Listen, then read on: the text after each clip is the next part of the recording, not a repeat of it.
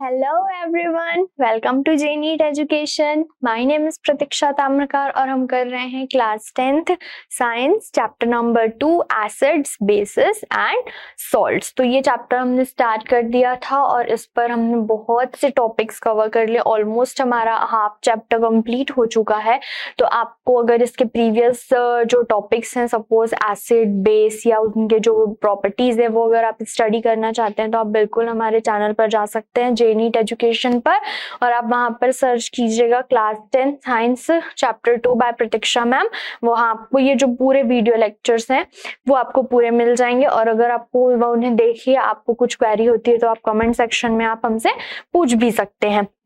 Okay तो आज के वीडियो लेक्चर लास्ट हमने पीएच स्केल देख लिया था और यूनिवर्सल इंडिकेटर इसके बारे में स्टडी कर लिया था। तो आई होप आपको वो समझ आ गए होंगे कि पीएच स्केल हमें क्या बताता है, स्ट्रेंथ बताता है, और यूनिवर्सल इंडिकेटर क्या बताता है हमें। यूनिवर्सल इंडिकेटर ये इंडिकेट करता है कि कोई जो सॉल्यूशन है एसिड और बेस होने के साथ साथ ये भी बताता है कि जो एसिड है वो कितना एसिडिक नेचर का, स्ट्रॉन्गर एसिड है, वीक एसिड है, और बेस जो है वो कितना किस स्ट्रेंथ का, वीक बेस है, स्ट्रॉन्गर बेस है। ठीक है, तो आज हम इस लेक्चर में हम देखने वाले हैं कि जो पीएच वैल्यूज होती हैं, जो पीएच स्केल से हमें किसी सॉल्यूशन की पीएच वैल्यूज मिलती हैं, उसका हमारे डे टू डे लाइफ में क्या इंपॉर्टेंस है। ठीक, तो स्टार्ट करते हैं हम।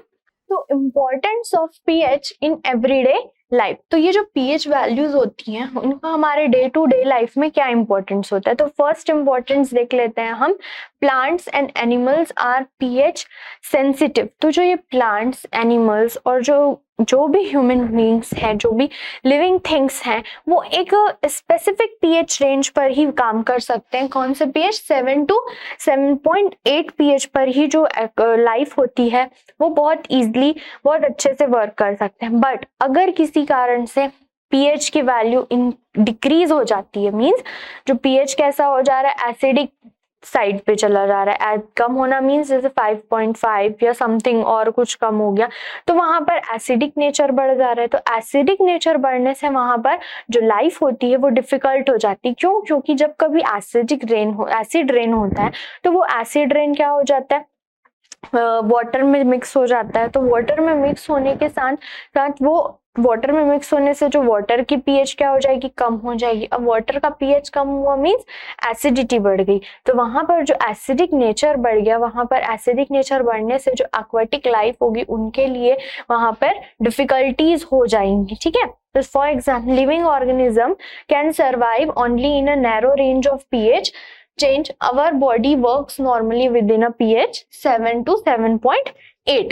If when pH of rain water goes below 5.6 it is called acid rain. अगर water जब rain हो रहा है और उस water का pH 5.6 है तो उसको हम acid rain बोलते हैं। और when acid rain flows into the rivers it lowers the pH of the river water and make survival of aquatic life difficult. तो ये जब पीएच रेन आया या और भी किसी वजह से अगर वहां पर पीएच की वैल्यू डिक्रीज हो जाती है तो वहां पर जो लाइफ होगी वो प्लांट्स के लिए भी, प्लांट्स को भी बहुत हार्म पहुंचता है। जब एसिड रेन होता है तो उनके भी जो कलर्स होते हैं लीव्स के वो चेंज हो जाते हैं, कुछ कुछ डिस्ट्रॉय भी हो जाते हैं बहुत से।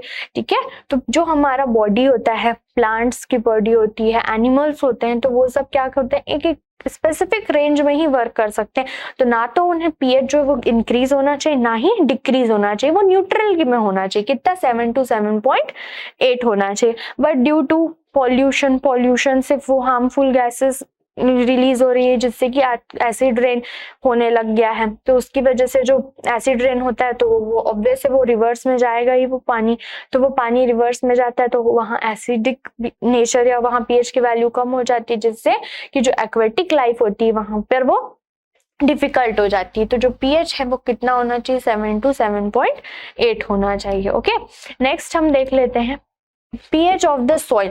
तो ये जो सॉइल का लिए पीएच की वैल्यू ये भी बहुत इंपॉर्टेंट है, क्योंकि जब आप क्रॉप्स जो होते हैं वो या एक स्पेसिफिक टाइप का जो प्लांट होता है उसके लिए एक स्पेसिफिक पीएच होता है। ना तो पीएच की वैल्यू ज्यादा होना चाहिए, मींस ना ही बेसिक होना चाहिए, और ना ही जो सॉइल का पीएच वैल्यू मींस जो सॉइल है ना ही वो एसिडिक होना चाहिए। ठीक है, तो हर टाइप का जो प्लांट होता है वो पीएच की वैल्यू उसके लिए कि स्पेसिफिक होती है, ना एकदम ज्यादा होनी चाहिए ना ही एकदम कम होनी चाहिए। कभी कभी ऐसा होता है कि जो प्लांट जो हम क्या बोलना चाहिए कि जो सॉइल होती है उसकी पीएच वैल्यू डिक्रीज हो जाती है। डिक्रीज होना मीन्स जो पीएच है वो क्या हो जाता है, सॉइल के लिए जो पीएच वैल्यू है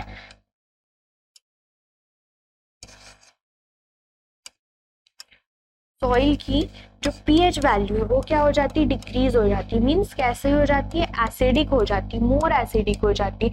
ये एसिडिक कब होती है, जब रॉन्ग हार्वेस्टिंग की जाती है उस वजह से ऐसे हो जाती है। बहुत सारे अलग अलग टाइप के फर्टिलाइजर्स डाले जाते हैं ताकि ज्यादा से ज्यादा प्रोडक्शन हो, तो उस वजह से भी जो सॉइल होता है उसका पीएच क्या हो जाता है, डिक्रीज हो जाता है। मीन्स एसिडिक नेचर का हो जाता है और उतनी फर्टिलिटी को लूज कर देता है। तो इसके लिए अब इसका जो पीएच है वो न्यूट्रलाइज हो जाए, इसके लिए हमें वहां पर क्या डालना चाहिए, हम वहां पर यूज कर सकते हैं कैल्शियम ऑक्साइड या कैल्शियम हाइड्रोक्साइड का हम यूज कर सकते हैं, जिससे कि उसका पीएच क्या हो जाए, न्यूट्रल हो जाए। वैसे ही पीएच जो होता है कभी कभी उसका इंक्रीज भी हो जाता है। सॉइल का अगर पीएच क्या हो जाए, इंक्रीज हो जाए, मीन सॉइल कैसा हो गया, बेसिक नेचर का हो गया।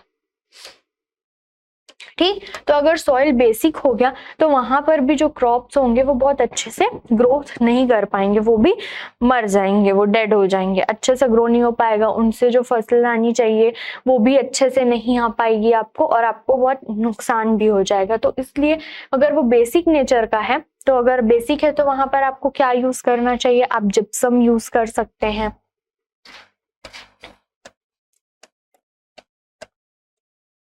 जिप्सम यूज कर सकते हैं, कंपोस्ट यूज कर सकते हैं। ये सब का यूज करने से क्या होगा कि जो पीएच जो इंक्रीज हो गया है वो क्या हो जाएगा, न्यूट्रल हो जाएगा, और न्यूट्रल हो जाएगा जो फर्टिलिटी भी क्या हो जाएगी, फिर से अच्छी हो जाएगी उसकी फर्टिलिटी। तो जब भी हम कुछ क्रॉप्स लगाते हैं, कुछ प्लांट्स लगाते हैं, तो सबसे पहले मतलब बहुत लार्ज स्केल पे अगर हमें करना है खेती, तो उसके लिए सबसे पहले क्या करना चाहिए, हमें उस जो सॉइल है जिस भी आप जमीन पर आप कर रहे हैं उसको सॉइल टेस्ट करा लेना चाहिए। सॉइल टेस्ट करा लेंगे तो आपको पता चल जाएगा कि इस जो सॉइल है इसका पीएच कैसा है, न्यूट्रल है, एसिडिक है, बेसिक है। तो उसके अकॉर्डिंग आप वहां पर प्लांट्स लगा सकते हैं कि कौन सा प्लांट यहाँ पर सरवाइव कर पाएगा, और उसके अकॉर्डिंग ही आप क्या कर सकते हैं, वो आपको फर्टिलाइजर्स चूज करने में भी बहुत हेल्प करता है। तो जो पीएच वैल्यू है वो हमारे सॉइल के लिए भी इंपॉर्टेंट है, तो वो भी कैसा होना चाहिए, न्यूट्रल होना चाहिए, ना ही बेसिक ना ही बेसिक। ठीक, तो every type of plant requires a specific pH range for healthy growth.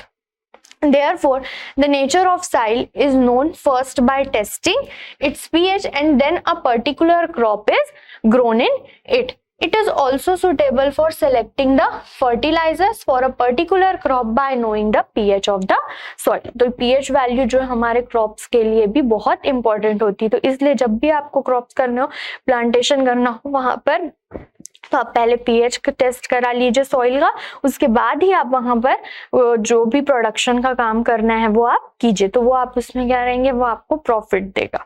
ठीक है, क्लियर। तो ये आपके लिए भी अच्छा है, और सॉइल्स के लिए भी, और प्लांट्स के लिए भी। ठीक, नेक्स्ट देखते हैं pH in our digestive system. तो ये pH हमारे डाइजेस्टिव सिस्टम में कैसे आ गया भाई, तो आपको ये पता होगा कि जो हमारा स्टमक है उसमें स्टमक में HCl गैस प्रोड्यूस होती रहती है, HCl हाइड्रोक्लोरिक एसिड प्रेजेंट होता है। तो ये जो हाइड्रोक्लोरिक एसिड होता है वो डाइजेशन के टाइम पर यूज होता है, और हमारे लिए हार्मफुल नहीं होता ये वाला HCl जो गैस होता है, लेकिन HCl हाइड्रोक्लोरिक एसिड। बट जब कभी इनडाइजेशन हो जाता है, तो इनडाइजेशन के टाइम पर जो ये HCl होता है हमारे स्टमक में बहुत ज्यादा अमाउंट में प्रोड्यूस होने लगता है।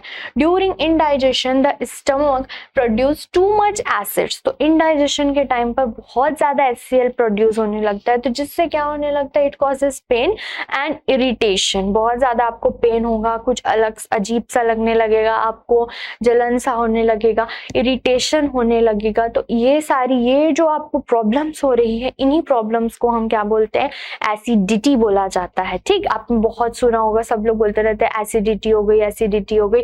तो एसिडिटी क्यों हो गई, इनडाइजेशन की वजह से। आपने खाया होगा कुछ उल्टा पुल्टा, तो उसकी वजह, इनडाइजेशन की वजह से वहां पर क्या हो जाता है, ज्यादा अमाउंट में HCl प्रोड्यूस होने लगता है, और वही HCl की वजह से आपको पेन होगा, इरिटेशन होगा, फिर आप इसको रिलीफ मिले आपको, इसके लिए आप क्या करते हैं, कुछ मेडिसिन लेते हैं। तो उन मेडिसिन में क्या प्रेजेंट होता है, बेस प्रेजेंट होता है। जनरली हम जो मेडिसिन यूज करते हैं वो मिल्क ऑफ मैग्नीशिया यूज करते हैं, जिसका फॉर्मूला क्या होता है, MgOH होल ट्वाइस, और इसको ही क्या बोला जाता है, एंटा एसिड्स बोला जाता है। कभी कभी आप जो बेकिंग सोडा होता है उसको भी आप यूज कर लेते हैं, और भी बहुत सारे मेडिसिन आते हैं एंटा एसिड्स के, जिनको हम क्या बोलते हैं, एंटा एसिड्स बोलते हैं। क्लियर? ओके, नेक्स्ट देखते हैं, pH change leads to tooth decay. अब ये कैसे हो गया, जो हमारे माउथ है उसमें जो हमारा टीथ है, जो टीथ का आउटर लेयर होता है, ओके, सपोज ये वाला, ये हमारा टीथ हो गया, ओके। तो ये जो टीथ है, इसमें जो ये टीथ में आपको ये जो व्हाइट दिखता है हमारा टीथ, क्यों दिखता है, क्योंकि इसका जो आउटर लेयर होता है वो किससे बना हुआ होता है, कैल्शियम फॉस्फेट से बना हुआ होता है, और calcium phosphate is the hardest substance in the body, okay. लेकिन in the pH inside the mouth decreases below 5.5 means acid, the decay of tooth enamels being start, okay. तो हमारा जो टीथ होता है, टीथ के ऊपर एक इनामल प्रेजेंट होता है, वो इनामल किससे बना हुआ होता है, कैल्शियम फॉस्फेट का बना होता है, जो कि हार्डेस्ट सब्सटेंस है हमारे बॉडी का। अगर हमारे माउथ का पीएच जो है वो 5.5 से बिलो हो जाए, मीन्स एसिडिक हो जाए, ठीक। तो अगर एसिडिक हो गया तो वहां पर क्या होगा, टूथ डीके होना स्टार्ट हो जाएगा। मतलब वहां पर जो आपका वो लेयर था, जो वहां पर क्या था, इनामल की लेयर था, वो खराब होने लग जाएगी, डीके होने लग जाएगा उसका, ठीक है। तो ये होता क्यों है, डीके हो क्यों रहा है, तो आपको ये भी पता है, ये जो हमारा माउथ है इसके अंदर बैक्टीरिया प्रेजेंट होती है। तो जब आप कुछ खाते हैं, कुछ मीठा खा लिए, शुगर खा लिए, या आप कुछ भी खाते हैं, तो उसके बाद उसके कुछ ना कुछ जो सब्सटेंस होते हैं वो इस तरह से, ये ऐसे कुछ आपके टीथ के बीच में ऐसे फंसे रह जाते हैं, ओके, या कुछ बच जाते हैं। तो ये जो बचे हुए फूड प्रोडक्ट्स होते हैं, फूड पार्टिकल्स होते हैं, इन फूड्स को जो हमारे माउथ में बैक्टीरिया प्रेजेंट होता है वो डिकम्पोज करता है, और डिकम्पोज करने के साथ साथ वहां क्या करता है, वो एसिड प्रोड्यूस करता है, और यही एसिड प्रोड्यूस होने की वजह से जो माउथ का पीएच है वो डिक्रीज होकर कितना आ जाता है, 5.5 पर आ जाता है, और आपका टूथ का डीके होना स्टार्ट हो जाता है। क्लियर? अगर आप चाहते हैं कि आपका टूथ डीके ना हो, तो इसके बचने के लिए बेस्ट वे क्या है, बेस्ट वे है, the best way to prevent this, to clean the mouth after eating food. बोला जाता है ना, ब्रश करके सोना चाहिए, मुंह खाने के बाद मुंह को साफ कर लो। क्यों बोला जाता है, इसी वजह से बोला जाता है, ताकि आपका टूथ जो टीथ है वो बहुत अच्छे से रहे। क्लियर? तो आपको क्या कर सकते हैं, आप खाइए, खाने के बाद clean the mouth after eating, या आप क्या कर सकते हैं, टूथपेस्ट यूज कीजिए, टूथपेस्ट यूज कीजिए अपने माउथ को क्लीन करने में। कैसे, क्यों टूथपेस्ट हम क्यों यूज करेंगे, क्योंकि टूथपेस्ट में क्या प्रेजेंट होता है, बेस प्रेजेंट होता है, एसिड और बेस मिलके क्या हो जाएगा, न्यूट्रल हो जाएगा, तो पीएच फिर मेंटेन हो गया हमारे माउथ का। तो आप क्या कर सकते हैं, क्लीन कीजिए अपना माउथ। सेकेंड, आप टूथपेस्ट यूज कर सकते हैं, toothpaste basic are used which neutralise the excess acid. तो ये जो टूथपेस्ट आप यूज करेंगे वो टूथपेस्ट क्या करेगा, जो एक्सेस एसिड प्रोड्यूस होता है वो उसको बैलेंस कर देता है, न्यूट्रलाइज कर देता है। क्लियर? ये टूथ डीके का कॉन्सेप्ट समझ आ गया कि कैसे पीएच हमारे डे टू डे लाइफ को इफेक्ट करता है, कि वो न्यूट्रल होना चाहिए, न्यूट्रलिटी से वो थोड़ा भी हटा तो हमारे लिए वो हार्मफुल है। तो ये टूथ डीके वाला आपको क्लियर हो गया टॉपिक, कि कैसे हमारे टूथ को, हमारे जो दांत है उसको ये बैक्टीरिया इफेक्ट करते हैं। तो नेक्स्ट देखते हैं,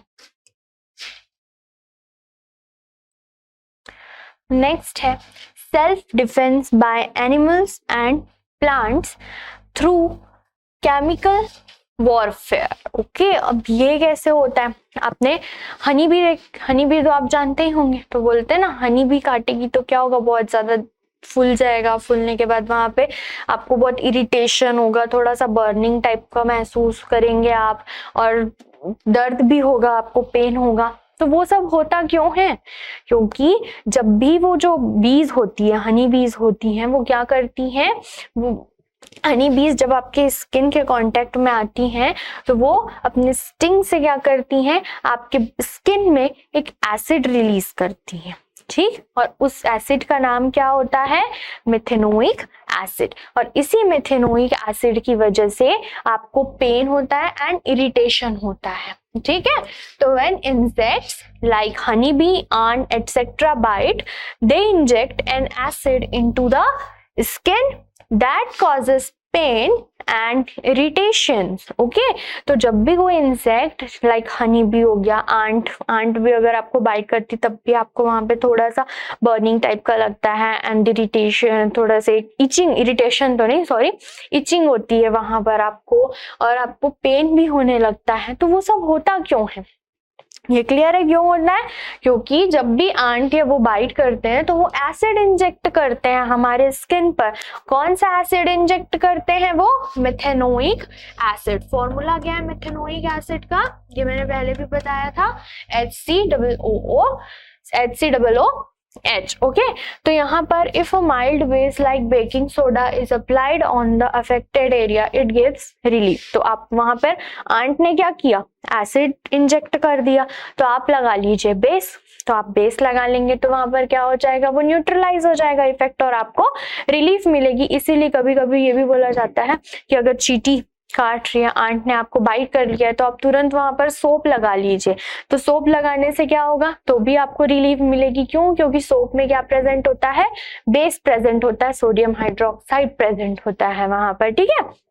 सोडियम हाइड्रोक्साइड वहां पे प्रेजेंट होगा। सिमिलरली जो आप प्लांट्स देखते हैं, तो यहाँ पर एक इमेज है मेरे पास, ये प्लांट्स देखिए, ये जो प्लांट्स है इस पे यहाँ पे आपको स्टिंग्स दिख रहे हैं। ये स्टिंग्स अगर आपके स्किन के टच में आ जाते हैं तो stinging hair of nettle leaves, तो ये जो नेटल लीव्स होते हैं प्लांट है उसके ये लीव्स देखिए, ये जो लीव्स होते हैं उसमें भी ऐसे स्टिंग्स होते हैं और उसके जो ब्रांचेस हैं वहां पर भी स्टिंग्स होते हैं। तो अगर ये आपके स्किन के कांटेक्ट में आते हैं तो injects with same methanoic acid in the skin which causes burning pain, which causes burning pain। तो सिमिलरली तो ये जो इंसेक्ट्स होते हैं और ये प्लांट्स होते हैं अपने आप को सुरक्षित रखने के लिए, ताकि आप इनको कुछ, जो प्लांट्स और जो इंसेक्ट्स हैं उनको कुछ हार्म ना करे, इस वजह से वो क्या करते हैं, वो भी हमारे स्किन पर एसिड इंजेक्ट कर देते ताकि वो क्या रहे, सेफ रहे। इसीलिए हम मधुमक्खी को देख के दूर भागते हैं ना, क्यों, क्योंकि अगर वो उसने हमें काट लिया, बाइट कर लिया तो हमें क्या होगा, दर्द होगा, दर्द के होगा, उसके बाद फिर इचिंग होगी, बहुत सारे प्रॉब्लम्स आएंगे वो आपको वहां पर, ठीक है। तो ये क्या होता है, self defence by animals and plants through chemical warfare. तो ये जो प्लांट्स और जो एनिमल्स हैं वो अपना सेल्फ डिफेंस करते हैं, किसके थ्रू, केमिकल वॉरफेयर के थ्रू। क्लियर हो गया आपको, ठीक है। तो आपको पीएच क्लियर होगा, पीएच किस तरह हमारे डे टू डे लाइफ में हमारे लिए बहुत इंपॉर्टेंट है, ये क्लियर हो गया। तो चलिए अब इस पर कुछ क्वेश्चंस देख लेते हैं हम। तो फर्स्ट क्वेश्चन है, a solution turns red litmus to blue, it's pH is likely to be. तो आपको मैंने बताया था रेड लिटमस को अगर वो ब्लू कर रहा है तो वो कैसा सॉल्यूशन होगा, रेड लिटमस किस में कन्वर्ट हो रहा है, ब्लू लिटमस में कन्वर्ट हो रहा है, मींस वो क्या होगा, बेस होगा। और बेस होता है उसका pH किस रेंज में आता है, ठीक है। रेड किस में कन्वर्ट हो रहा है, रेड टू ब्लू।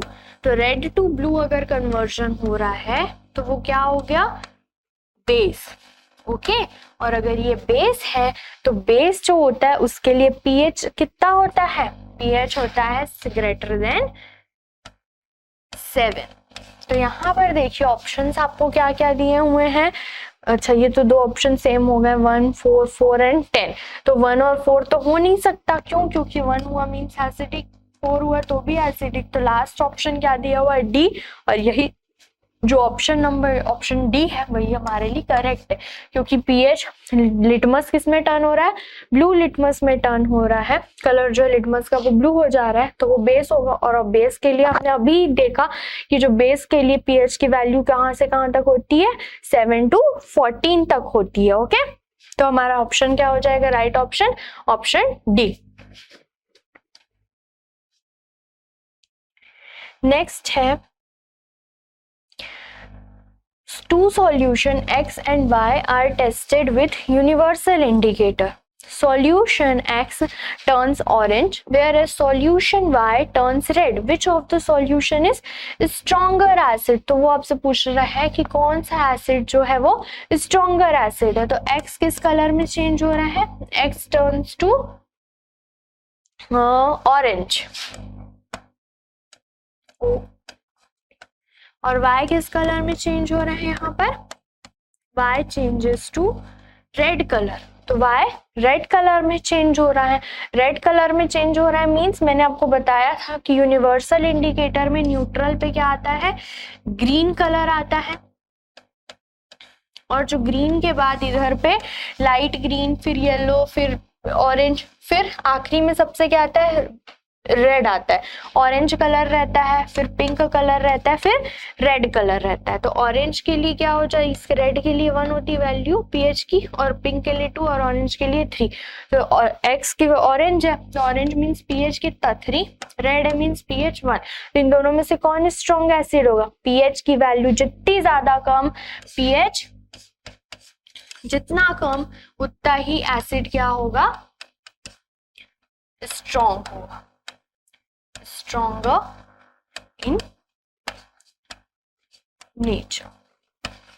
ठीक. तो pH की वैल्यू जितनी ज्यादा भी कम होगी उतना ही स्ट्रॉन्ग वो एसिड होगा. तो यहाँ पे से कौन स्ट्रॉन्ग एसिड हो गया? Y. तो solution Y is the stronger acid. Okay, note कर लिया आपने क्वेश्चन, सॉल्यूशन भी देख लिया. Okay,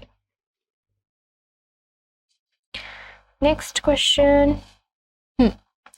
5 solutions A, B, C, D, E when tested with universal indicator showed pH as 4, 1, 11, 7, 9 respectively. Which solution is neutral? Okay, तो सबसे पहले हम इसको देख लेते हैं. तो हमारे पास क्या है? A, B, C, D, E. तो A के लिए कितना है pH? A का pH है 4, B का pH है 1, C का pH कितना दिया हुआ है? 11 और D का pH है 7, E है 9. तो ये pH दिया हुआ है. तो न्यूट्रल पूछा हुआ है हमसे कि कौन सा सॉल्यूशन जो है इनमें से A, B, C, D ये जो है वो क्या है? सॉल्यूशंस है.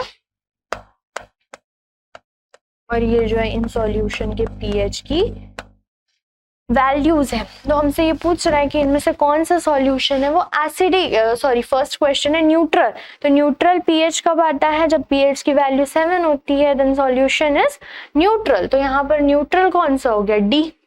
तो ये हो गया फर्स्ट का आंसर. ठीक है, तो न्यूट्रल कौन सा है? फर्स्ट मीन्स ये डी. जो सॉल्यूशन डी है वो कैसा है? वो न्यूट्रल है. ओके, नेक्स्ट पूछा है strongly alkaline. Alkaline means basic nature का. जो बेस वाटर में डिसॉल्व हो जाते हैं उनको हम क्या बोलते हैं? अल्कलाइंस बोला जाता है. तो alkaline means basic nature. Strongly basic, तो स्ट्रॉन्गली बेसिक मीन्स जिसका पीएच वैल्यू कहाँ होगा? 7 to 14 के बीच, और जितना ज्यादा पीएच उतना ही स्ट्रॉन्ग बेस. ठीक, तो यहाँ सबसे ज्यादा पीएच किसका है? 4 दी तो एसिडिक, ये भी एसिडिक, ये 11, ये 9 और 11. तो इन दोनों, ये दोनों ही बेसिक नेचर के 11 और 9. तो पीएच ज्यादा किसका लिए है? 11 के लिए.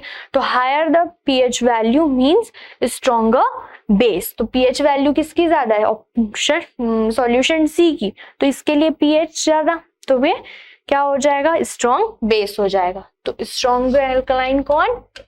सी, सॉल्यूशन सी. ओके, ये सॉल्यूशन और ये डी सॉल्यूशन.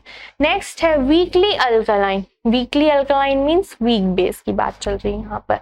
तो वीकली अल्कलाइन मींस जिसकी वैल्यू जो है 7 के थोड़े आसपास, मींस 7 to 10 के बीच में या 10 या 11 के बीच में होगी. तो यहाँ देखिए ये दो ही सॉल्यूशन थे जो बेसिक नेचर के थे. तो ये तो हमारे पास कैसा हो गया? ये वाला तो न्यूट्रल हो गया.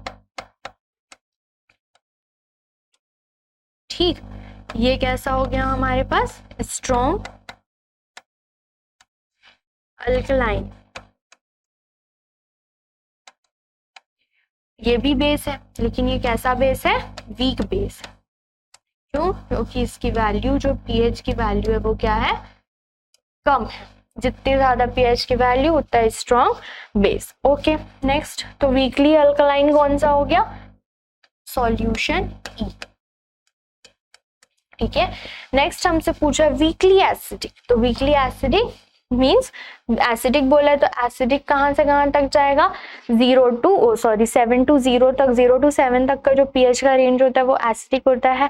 और पीएच की वैल्यू जितनी छोटी होती है वो इतना ही स्ट्रॉन्ग एसिड होता है। तो यहाँ पर हमारे पास दो सॉल्यूशन है, 4 और एक का पीएच कितना है? 4 और सेकेंड का 1 है। तो इनमें से सबसे ज्यादा, सबसे छोटी कौन सी है? 1 है। तो 1 वो कैसा होगा? स्ट्रॉन्गर होगा।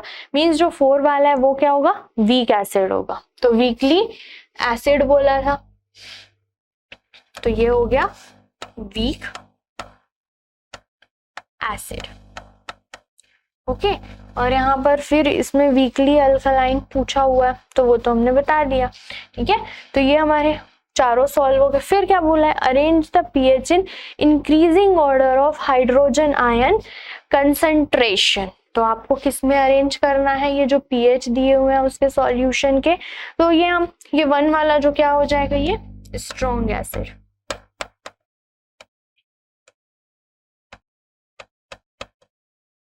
ठीक, और इसको आप increasing order of hydrogen ion concentration में इंक्रीज करना है। तो ये हमारा पीएच स्क्वायर, ये न्यूट्रलिटी।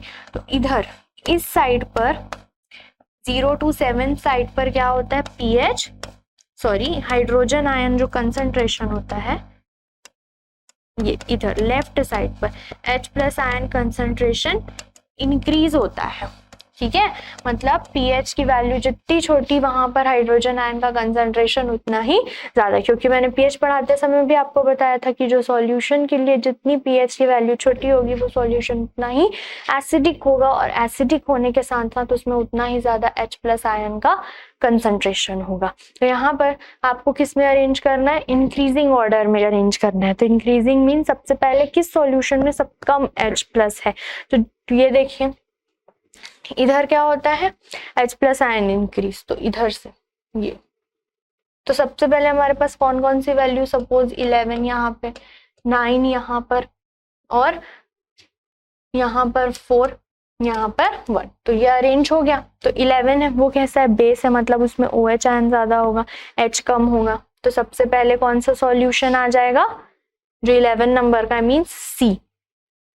ठीक, C का arrange the pH in meaning, हाँ तो पीएच वैल्यूज बोला ना, तो हम पीएच को बस करेंगे।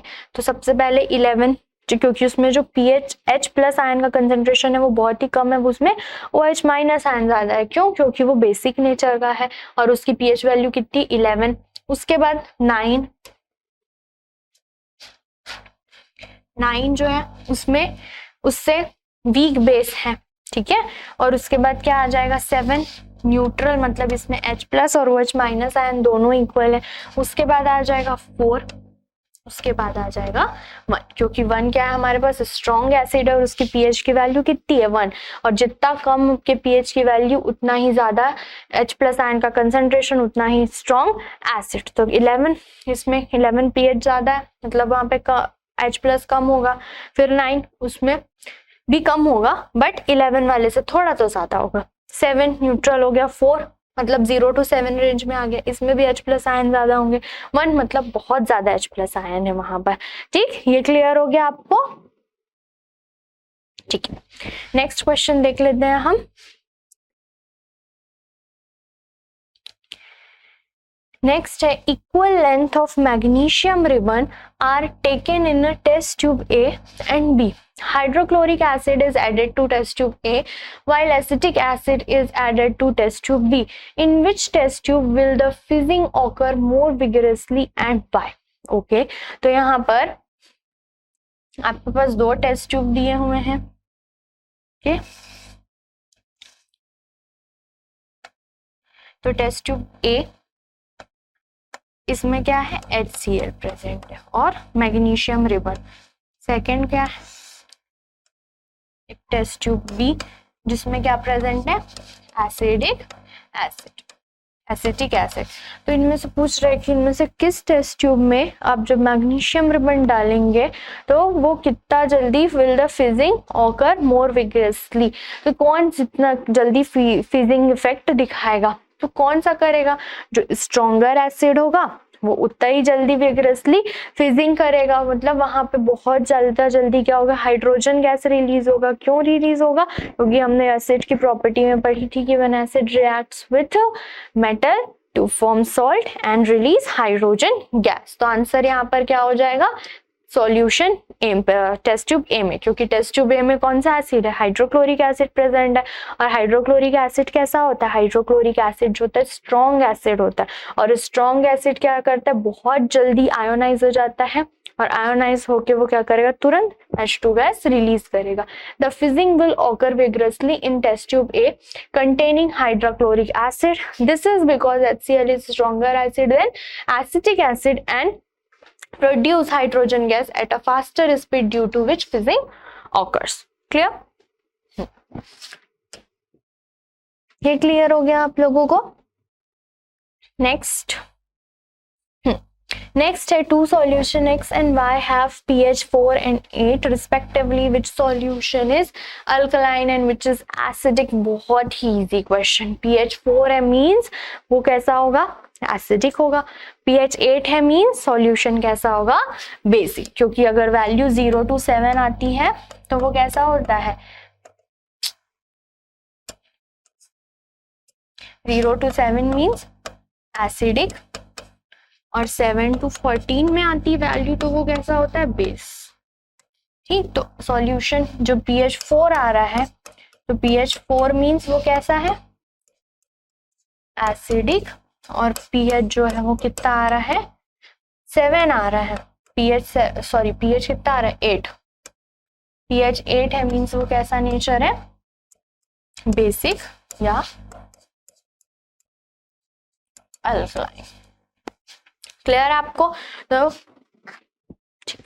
ये आपको क्लियर हो गया एसिड बेस, और सॉरी pH वैल्यूज क्लियर हो गए, pH वैल्यू का हमारे डेली लाइफ में क्या इंपॉर्टेंस है ये क्लियर हो गया आपको। ये जो हमने जो क्वेश्चंस किए वो भी आपको समझ आ गए होंगे। अगर कुछ डाउट होगा तो आप कमेंट सेक्शन में पूछ सकते हैं। तो आज के लेक्चर में बस इतना ही, मिलते हैं नेक्स्ट लेक्चर में जिसमें हम इसके आगे के टॉपिक्स क्लियर करने वाले हैं, जो कि सॉल्ट्स, जो बहुत सारे सॉल्ट्स होते हैं, सॉल्ट्स की फैमिलीज कौन से फैमिली से बिलोंग करते हैं, वो सॉल्ट्स जो हैं वो किस एसिड से आए हैं, किस बेस से बने हुए हैं, ये बहुत सारा टॉपिक्स हम करने वाले हैं नेक्स्ट लेक्चर में ये सारे टॉपिक्स हम कवर करेंगे। तो मिलते हैं नेक्स्ट वीडियो लेक्चर में, और अगर आपको वीडियो पसंद आता है तो लाइक, शेयर और सब्सक्राइब कीजिएगा और बने रहिएगा हमारे साथ। मिलते हैं नेक्स्ट लेक्चर में। Thank you.